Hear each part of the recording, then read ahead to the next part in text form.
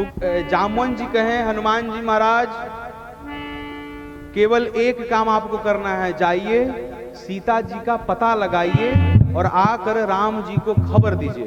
इससे ज्यादा आपको कुछ नहीं करना है, इससे ज्यादा कुछ नहीं करना है। कथा कहती है समाज में, परिवार में, किसी मतलब ऑर्गेनाइजेशन में, ग्रुप में, या मतलब किसी भी दल में वृद्ध व्यक्ति का होना अति आवश्यक है। मैंने आपको कुछ दिन पहले ही बताया कि वृद्ध व्यक्ति जितना बढ़िया विचार कर सकता है, युवा नहीं कर सकता। आज यदि जामवंत जी महाराज न हुए होते तो हनुमान जी महाराज पूरी की पूरी श्री राम कथा कर दिए होते। जामवन जी यदि ना होते तो पूरी की पूरी श्री राम कथा पूरी कर दिए होते। जाते रावण को पटक के मारते, मां सीता को उठा कर ले आते। लेकिन जामवन जी क्या कहें, इतना करहूं तात तुम जाए। आप केवल एक कार्य करिए, सीत ही देखी कहूं सुधि आए।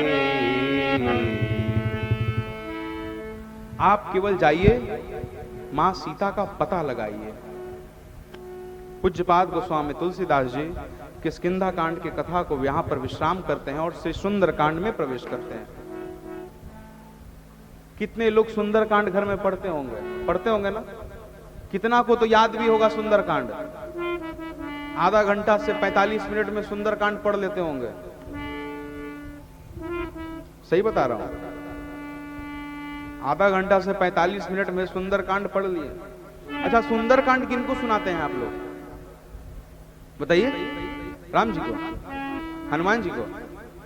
आप सभी लोग सुंदर कांड किनको सुनाते हैं? आप किसको सुनाते हैं? नहीं सुनाते हैं।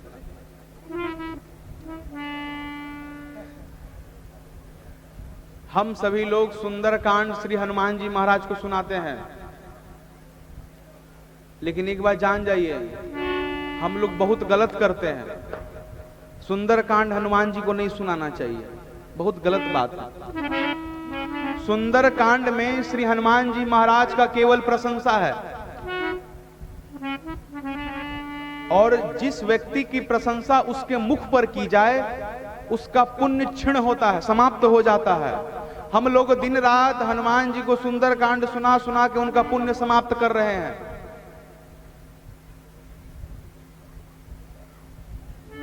श्री हनुमान जी महाराज कौन?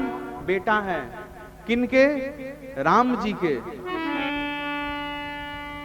पुत्र की प्रशंसा पिता के आगे करनी चाहिए। श्री सुंदर कांड श्री हनुमान जी को नहीं, पीछे जो हमरे बैठे हुए हैं राम दरबार, इनको सुनाने का प्रयास करिए। क्यों? सुंदर कांड जब सुनाइएगा ना इनको, तो राम जी बोलेंगे, हे ये भगत हमरी बिटवा का प्रशंसा करता है दिन रात, हे कृपा बरसाओ, इस पे कृपा बरसाओ, बहुत बढ़िया आदमी है, मेरे बेटे का प्रशंसा करता है। हनुमान जी की प्रशंसा उनके मुख पर सुनाइएगा तो क्या बोलेंगे? हे दिन रात प्रशंसा के मुंह पे करता है, कोई काम धंधा इसको नहीं है। पुत्र की प्रशंसा सर्वदा पिता के सन्मुख करनी चाहिए।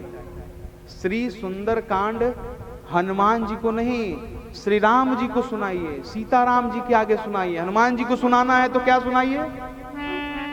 राम जी की कथा सुनाइए। हनुमान जी महाराज को राम जी की कथा प्रिय है। अरे बालकांड सुनाइए हो, अन्य जितने भी 6 कांड है वो सुनाइए, लेकिन सुंदर कांड हनुमान जी को ना सुनाइए। क्षमा करिएगा, राम जी को सुनाने का प्रयास करिए, स्वभाव बनाइए।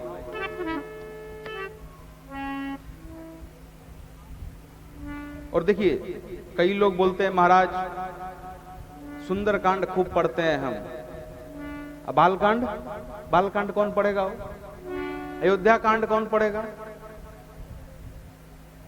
देखिए, सुंदर कांड ही नहीं, श्री रामचरितमानस के अन्य सभी कांडों को पढ़ने का स्वभाव बनाइए, सभी कांडों को। केवल सुंदरकांड पढ़ने से कृपा नहीं होगा, पूरी की पूरी श्री रामचरितमानस पढ़ने से कृपा होगा। सब कुछ पढ़ने का स्वभाव बनाइए। एक चीज ना पढ़िए, सब पढ़ा जाए। एक चीज पढ़ने से क्या फायदा हो?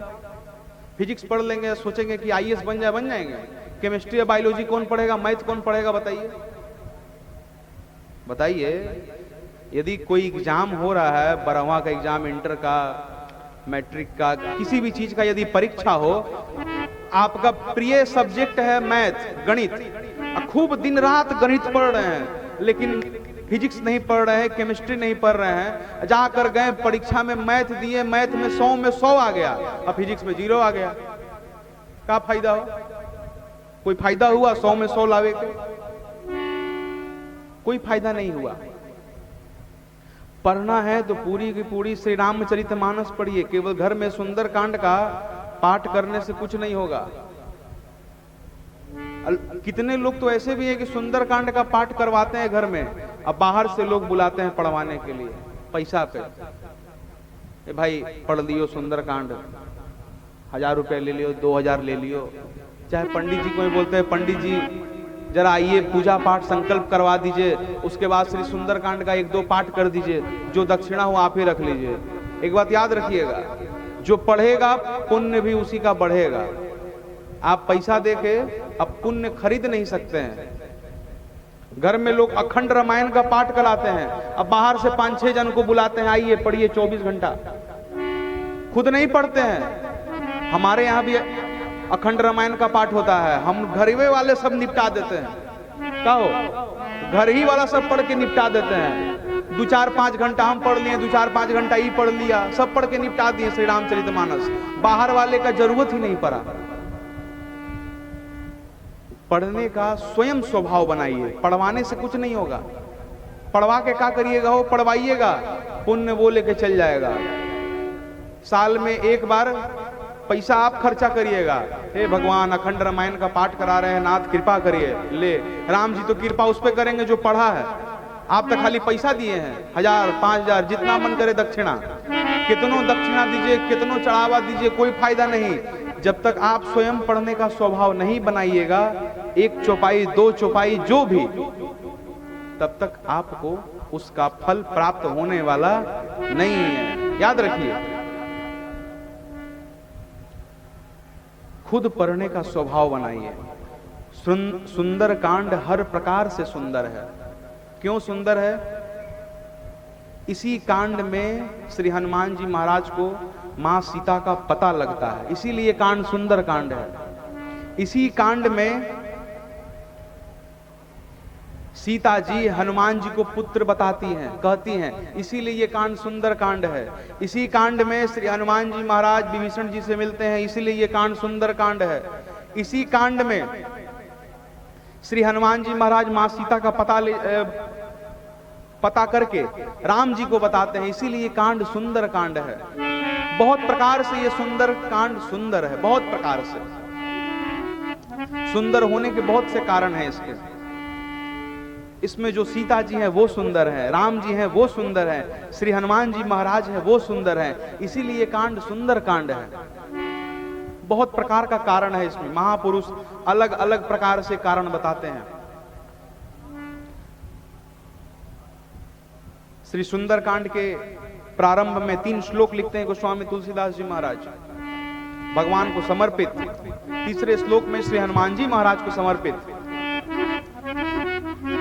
अच्छा, तीसरे श्लोक में श्री हनुमान जी महाराज के 8 स्वरूप का वर्णन करते हैं, जो पढ़ते होंगे उनको भी याद है। इसके बाद पूज्यपाद गोस्वामी तुलसीदास जी श्री सुंदरकांड की कथा को प्रारंभ करते हैं। बाबा लिखते हैं, जामवंत के बचन सुहाए, सुनि हनुमंत हृदय अति भाए। जामवंत के बचन सुहाए, सुनि हनुमंत हृदय अति भाए। तब लग मोहि परिखे हो तुम भाई।